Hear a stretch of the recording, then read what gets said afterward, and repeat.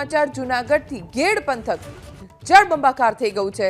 આકાશી દ્રશ્યો ABP અસ્મિતાની screen ઉપર અમે આપને દર્શાવીશું અને ચારે તરફ માત્ર ને માત્ર પાણીનું સામ્રાજ્ય।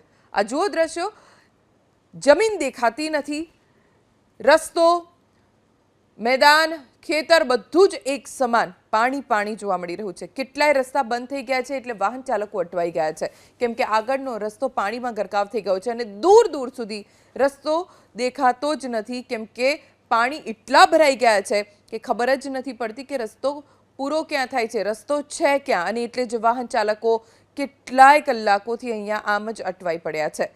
જળબંબાકાર અને સાર્વત્રિક પાણીની આ પરિસ્થિતિની વચ્ચે રહેવા માટે લોકો ટેવાયેલા છે કેમ કે ઘર, દુકાન, મકાન, ખેતરો બધું જ જળબંબાકાર અને જળમગ્ન છે।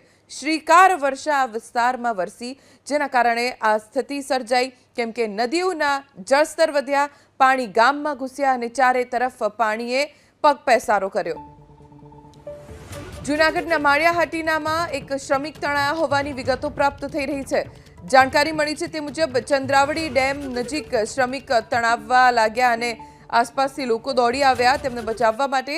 જૂનાગઢના માળિયાહાટીનામાં એક શ્રમિક તણાયો જેને બચાવવા માટે અભિયાન પણ શરૂ કરવામાં આવ્યું। લોકો દોડી આવ્યા અને શોધખોળ શરૂ કરવામાં આવી।